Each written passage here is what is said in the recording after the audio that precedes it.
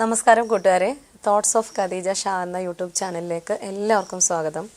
ഇന്ന് നമ്മൾ എത്തിയിട്ടുള്ളത് പറയാൻ ഏറെയുള്ള നമ്മളുടെ പാവപ്പെട്ടവരുടെ അല്ലെങ്കിൽ ഒരുപാട് ആളുകളുടെ കേരളത്തിലുടനീളം തിരുവനന്തപുരം മുതൽ കാസർഗോഡ് വരെ ഭക്ഷണമായും മരുന്നായും സാന്ത്വനമായും ശാരീരികമായും മാനസികമായും ഒരുപാട് തണൽ നൽകുന്ന ഇനിയും നൽകാൻ ഒരുപാട് കാലം മാറ്റിവെക്കുന്ന നമ്മളുടെ പ്രിയപ്പെട്ട നർഗീസ് ഇത്തയുടെ കൂടെയാണുള്ളത്.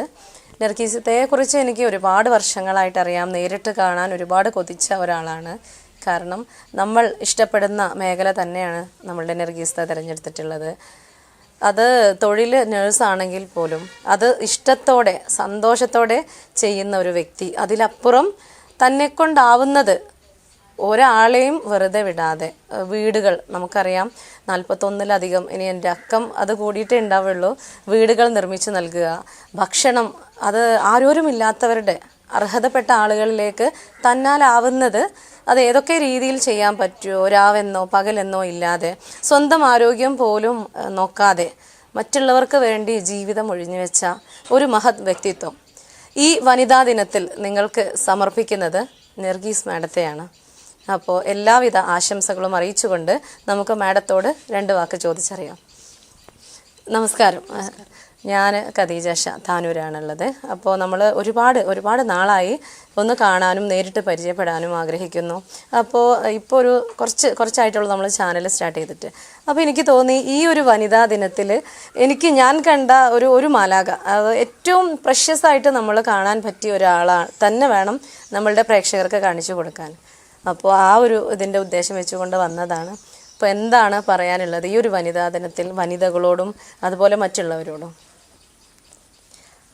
പ്രത്യേകിച്ച് പറയാനൊന്നുമില്ല. എനിക്ക് നർഗീസ് ഇപ്പോൾ ചെയ്യുന്ന കാര്യങ്ങളെക്കുറിച്ച് ഇപ്പോൾ നമുക്കറിയാം, കുറച്ച് കാര്യങ്ങളൊക്കെ എനിക്കറിയാം. അപ്പോൾ അതിൽ കൂടുതലായിട്ടും എന്നെക്കാളും പറയാൻ അർഹയായിട്ടുള്ളത് നർഗീസയാണ്. ഞാൻ എൻ്റെ സമയത്തെയാണ് ഉപയോഗപ്പെടുത്തിക്കൊണ്ടിരിക്കുന്നത്. പിന്നെ തുടങ്ങുന്നത് തന്നെ കിടപ്പിലായിട്ടുള്ള അല്ലെങ്കിൽ തീർത്തും നിരാലംബരായിട്ടുള്ള മനുഷ്യർക്ക് കൂടെ രോഗികളെ കൂടെ ആളുകളില്ലാത്ത അവസ്ഥയിൽ അവർക്ക് കൂട്ടിരിപ്പുകാരിയായിട്ടും ഭക്ഷണം എത്തിച്ചു കൊടുത്തുകൊണ്ടൊക്കെ എൻ്റെ സമയത്ത് ഉപയോഗപ്പെടുത്തിക്കൊണ്ടാണ് ഞാൻ ഈ ഒരു രീതിയിലേക്ക് വന്നിട്ടുള്ളത്.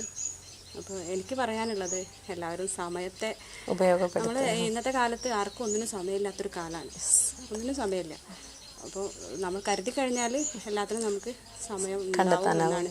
എൻ്റെ വീട്, എൻ്റെ കുട്ടികൾ, എൻ്റെ ജോലി, അത് കഴിഞ്ഞ് എത്രയധികം ആളുകളെ ഇപ്പോൾ ഏറ്റെടുത്തിട്ടുള്ള 200ഓളം കുടുംബങ്ങളുണ്ട്.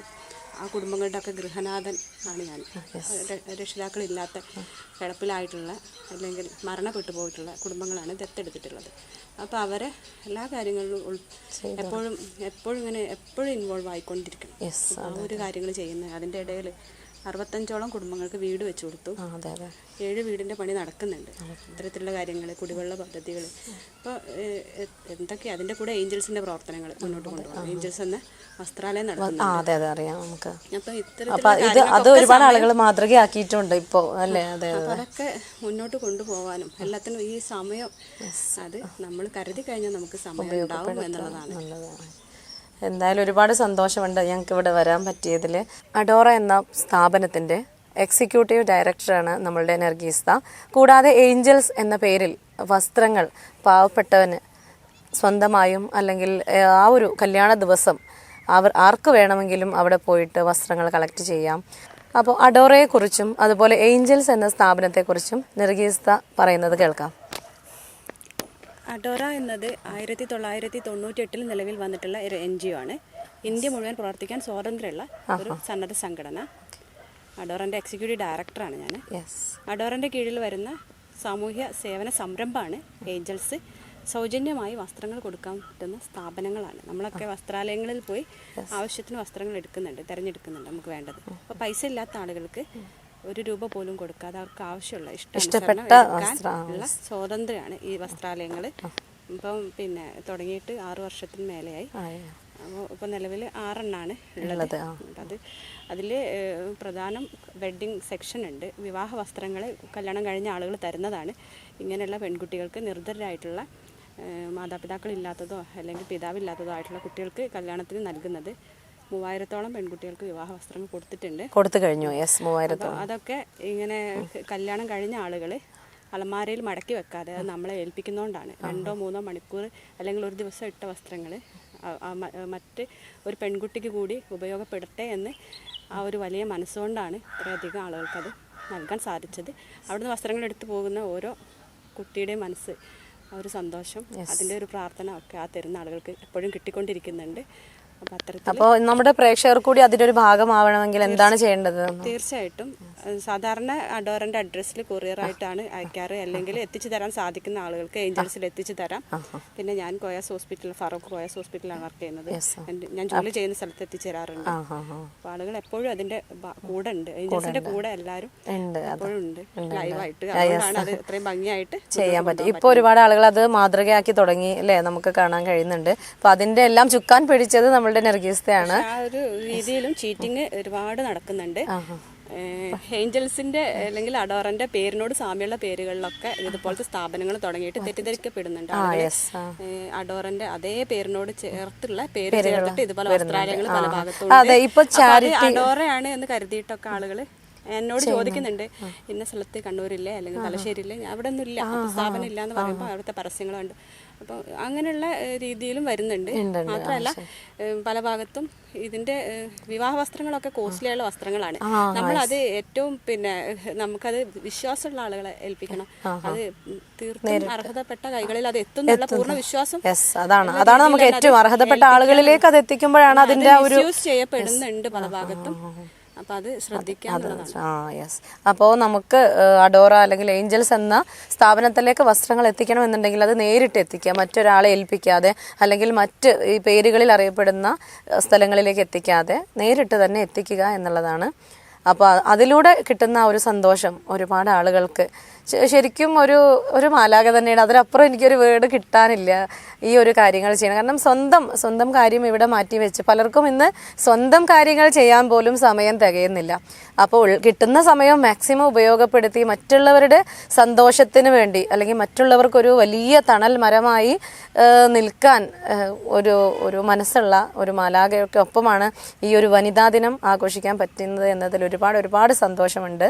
ലോക വനിതാ ദിനത്തിൽ നമ്മൾ എത്തിച്ചേർന്നിട്ടുള്ളത് ഏറ്റവും സന്തോഷം നൽകുന്ന അല്ലെങ്കിൽ ഏറ്റവും സെലക്ട് ചെയ്ത ഒരാൾ തന്നെയാണ്, അതിന് അർഹതപ്പെട്ട ആൾ തന്നെയാണ് എന്നതിൽ യാതൊരുവിധ സംശയവുമില്ല.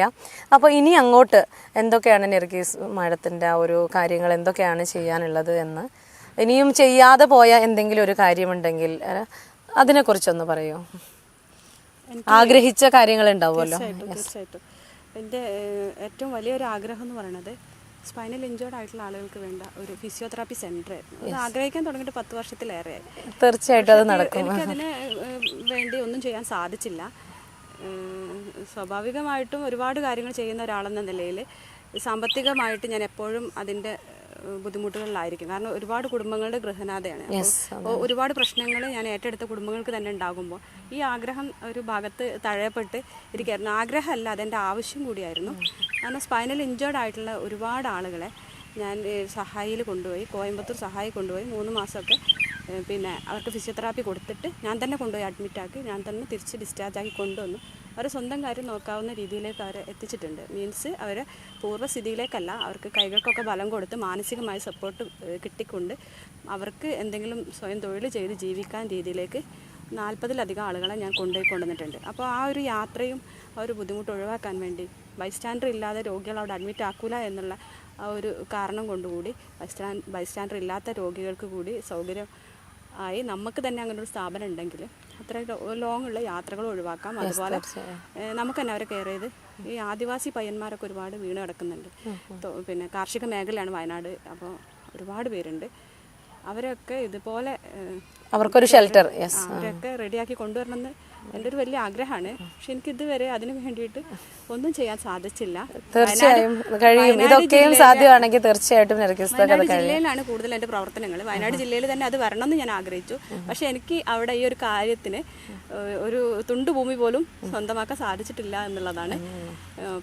അപ്പോൾ ഈ വീഡിയോ കാണുന്ന ആളുകളുടെ ഒരു സപ്പോർട്ട് തീർച്ചയായിട്ടും നമ്മളുടെ നർഗീസത്തൊക്കെ വേണം. കാരണം ഇനി നടക്കാൻ ഉള്ള ഒരു ആഗ്രഹം, വലിയൊരു സ്വപ്നം തന്നെയാണ്. അത് ഓരോരുത്തർക്കും വലിയൊരു താങ്ങും തണലുമായി മാറും എന്ന കാര്യത്തിൽ യാതൊരു സംശയവുമില്ല. അപ്പോൾ അതിന് വേണ്ടത് നിങ്ങളുടെ മനസ്സിൽ മനുഷ്യത്വം ഉണ്ടെങ്കിൽ തീർച്ചയായിട്ടും നർഗീസയെ സഹായിക്കുമെന്നും വയനാട് എന്ന സ്ഥലത്ത് തന്നെ അത് തുടങ്ങാൻ കഴിയുമെന്നും കഴിയട്ടെ എന്നും ആത്മാർത്ഥമായി ആശംസിക്കുന്നു. പിന്നെ എന്താണ് പറയാനുള്ള കാര്യങ്ങൾ? Thank you. എന്തായാലും നിങ്ങളുടെ ഈ ഒരു ഇൻ്റർവ്യൂ വളരെ സന്തോഷമുണ്ട്. ഒരു പരിപാടി ഭാഗമാവാൻ സാധിച്ചത്. Thank you. കാരണം നമ്മൾ ഒരുപാട് വർഷങ്ങളായിട്ട് ഞാൻ കാണാൻ ആഗ്രഹിച്ച ഒരു വ്യക്തിയാണ്. കാരണം ഇതും സത്യം പറഞ്ഞാൽ അപ്രതീക്ഷിതമായിട്ടാണ് നമ്മൾ ഇങ്ങോട്ട് എത്തുന്നത്. നമ്മളിങ്ങനെ ഒരു ആഗ്രഹം തോന്നിയപ്പോൾ ജസ്റ്റ് ഒന്ന് വിളിക്കുകയും കോണ്ടാക്ട് ചെയ്യും. പക്ഷെ ഇന്ന് ഇത് ചെയ്യാൻ പറ്റുമെന്നൊരു ഉറപ്പുണ്ടായിരുന്നില്ല. കാരണം ആള് തിരുവനന്തപുരത്താണോ വയനാടാണോ എവിടെയെന്ന് അറിയില്ലല്ലോ. എന്തായാലും ഒരുപാട് സന്തോഷം അറിയിക്കുകയാണ്. ഇന്നത്തെ വനിതാ ദിനത്തിൽ പാവങ്ങളുടെ അന്നദാതാവ് നർഗീസ് വൈത്തക്ക് നമ്മളുടെ വക ചെറിയൊരു ഉപഹാരമാണ്. എന്തായാലും ഒരുപാട് സന്തോഷം കാണാനായതിൽ. ഒരു കാര്യം കൂടിയുണ്ട്.